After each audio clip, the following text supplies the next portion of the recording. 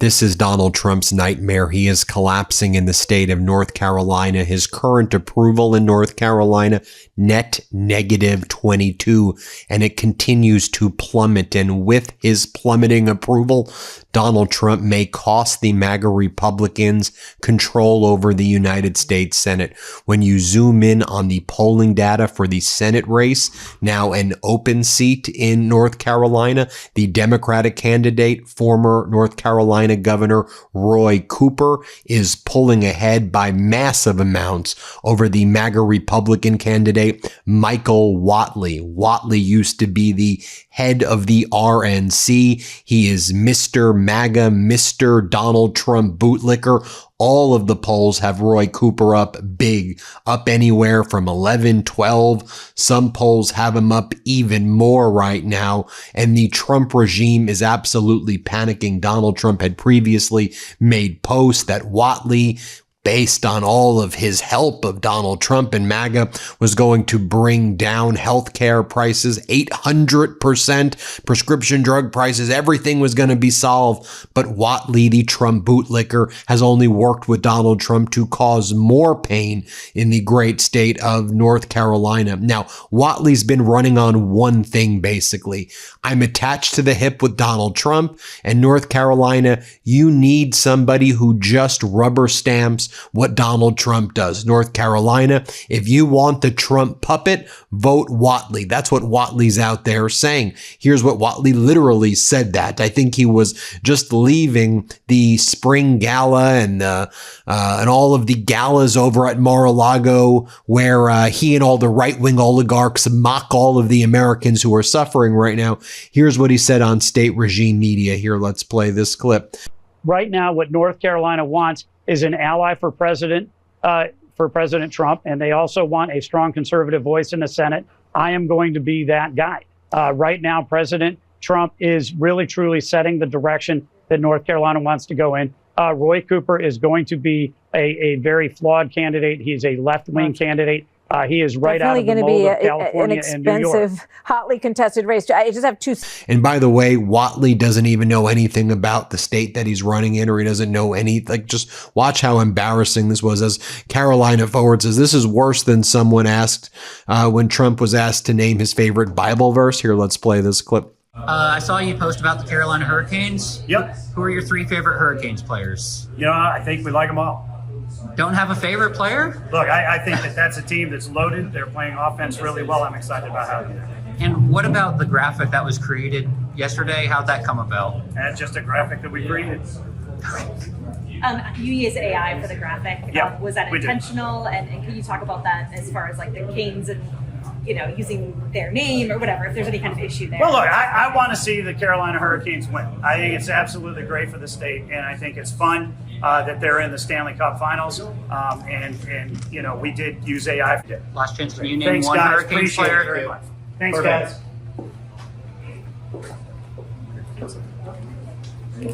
guys. Okay. No, Jacob Slavin. I think that this is a guy who has an outspoken faith in God. He works hard every single day and kind of represents the best of the sport. Did anyone tell you to say Jacob Slavin? No, we're good. Okay. I want to bring in now the former Democratic governor of the great state of North Carolina, who is running for that Senate seat in North Carolina, state now where Donald Trump's approval is net negative 22. Let's bring in the interview I just did with former North Carolina Democratic governor and now the candidate for that Senate seat, Roy Cooper, former governor of North Carolina. Great to have you back on, Gov. Want to talk about the Senate race, how important it is nationally, how important it is in North Carolina. I want to begin, though, by just reflecting on the very concept of leadership. You know, when I think about your tenure as governor of North Carolina, one of the things that I always think about is nobody necessarily thought, that was that Democratic governor, and that was the guy who owned the Republicans. You know, the way right now I think this MAGA Republican movement likes to frame things and how politics is so kind of gamified right now. I was just, you know, it was refreshing for me to see at the opening of the Obama Presidential Library, you know, different presidents, different policies, plans, just standing up there. And whether I agreed or disagreed, they represented a continuity and a peaceful transition of power and dignified leadership that I just feel is missing the very concept of leading right now with compassion, empathy, thought, expertise. I just wanted to pick your brain on that before we really get into the race. People want government to work, Ben. A lot of people don't pay attention to the politics of it. They just want their kids to go to good schools. They want health care. They want a solid retirement. They want a good paying job. They want safe communities. And more than ever, we need leaders who are ready to step up and do the job. I was a Democratic governor in North Carolina for 8 years. I was limited to 2 terms. I had a Republican legislature for every single moment that I was governor. And yeah, I vetoed a record number of bills because they passed a lot of bad laws. But at the same time, I found ways to work with them. I found ways to use my executive authority to help people. We got Medicaid expanded. Most southern states couldn't do that, but we did it. 725,000 people now have more health insurance. I got a Republican legislature to pass a law to get us to carbon zero in our power sector by 2050. We were able to get all 99 of our hospitals to sign up for the largest medical debt relief program in the country. People who have civil judgments against them because they didn't have health care insurance, and you can't get a credit card, you can't buy a house, sometimes you can't even qualify for rent. So far, we've wiped away $6.5 billion in medical debt for more than 2.5 million North Carolinians. I had Mary come up to me and show me the letter. She'd been writing a check for $80 a month that was a big deal for her on a fixed income. She showed me how that $54,000 had been wiped away. It changed her life. We need more people in politics who want to do something rather than people in politics who want to be something, and that everything they do is calculated toward gaining or maintaining their power. I think people are sick of it. It's time to get competent, decent people back into government who respect our Constitution, who believe in checks and balances in our democracy. I believe our best days are ahead of us. It's hard to believe right now with the destruction we've seen and with the people in charge, like my opponent, Michael Whatley, who was chair of the RNC and who continues to support these horrible policies like the slush fund that wants to pay out money to these January 6 rioters and insurrectionists who assaulted police officers. We don't need those kinds of leaders. And I appreciate coming on your show because this is going to be a tight race. We haven't elected a Democrat in North Carolina since 2008. Go to roycooper.com to help us out. We've got to flip this seat from red to blue to begin those changes of getting people in government who want to actually do something to help people.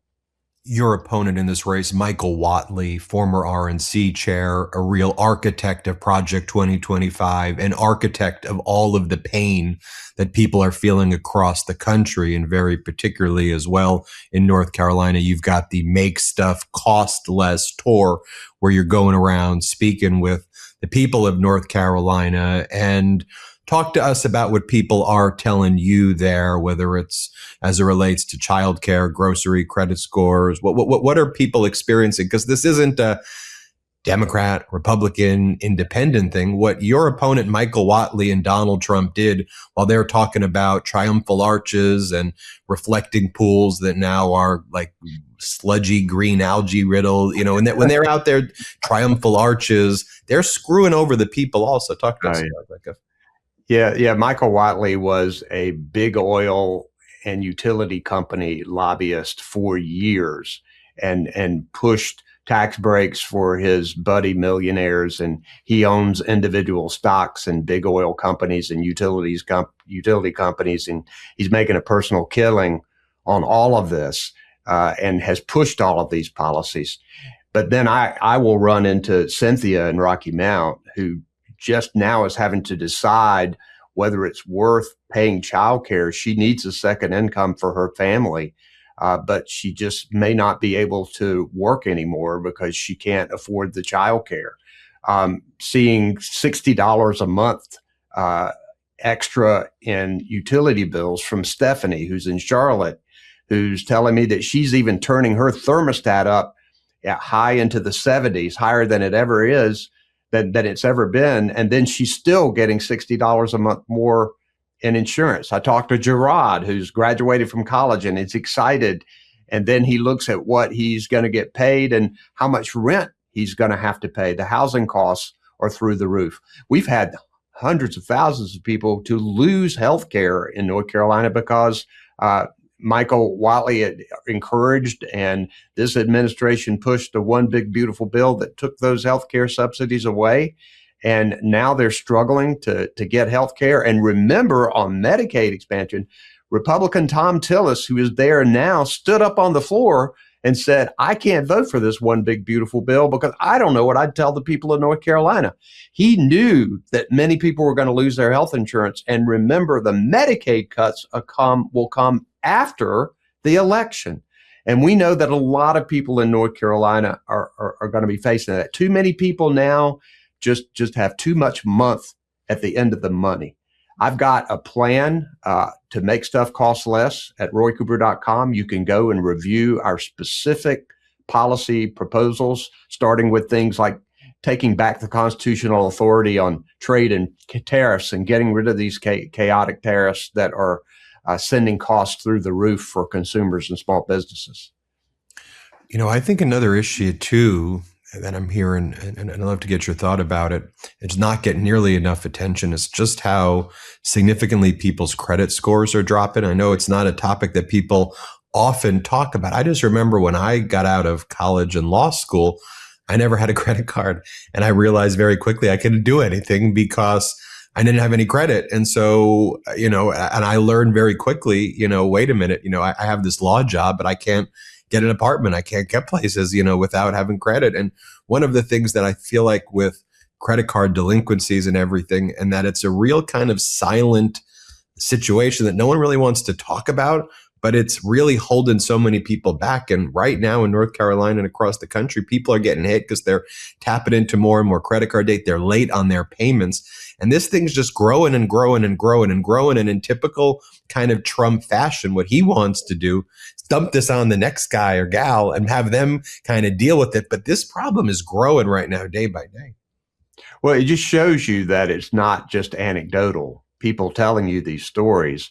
When you see credit scores going down, people are having a hard time affording their bills right now. And not only do we see that empirical data, we also see data from Vanguard and Fidelity who are telling us that people are not saving as much. They're having to dip into their saving account. And then they're even having to dip into their retirement account just simply to make ends meet. That tells us we have a massive problem where inflation, the cost of living, is simply outpacing people's paychecks right now. And we have to do something about that. First, you need someone who cares about it. I mean, this administration, along with my opponent, Michael Whatley, I'll tell you the bad thing for me about Michael Whatley is that he will do and say whatever this president tells him to do and say. And that is going to bring down hundreds of millions of dollars on my head. We've already seen two Republican groups say that they're going to place almost $100 million in ads against me in this race. The good thing for me is that Michael Whatley will do and say whatever this president tells him to do and say. Therefore, he is saying things like, prices are down. We've defeated inflation. The economy is great. Everything is fine. And we have seen that from this administration that if you can't recognize a problem, then how are you going to fix it? And the people in North Carolina know it's a problem because they're having to face it every day. A story I heard the other day, and I've heard this more than once, people going to the grocery store, they go every week, they get the same thing for their family. That cash register is just going up and up. And a guy was telling me about a family ahead of them went through and the total came up and they said, that can't be right. And the clerk said, yeah, I'm afraid it's right. And it's painful to watch a family remove things from a grocery basket cart and put it back on the shelf because they can't afford it. That's wrong on multiple levels. And if you don't have leaders in Washington who care about that, then that's a problem. And that's why people need to step up right now, get involved, make sure we take back the Senate and the House. We can't take back the U.S. Senate unless we flip North Carolina. That's why I got into this race. I had not planned to go to Washington, but I knew I had the best chance to win this race. I knew that we have a hard time electing Democrats to the U.S. Senate in North Carolina. Time to get it done. Before we go, Governor Cooper, anything else you want to say to our 7 million subscribers out there? So I appreciate the work that you do, Ben, shining a light on the chaos in Washington.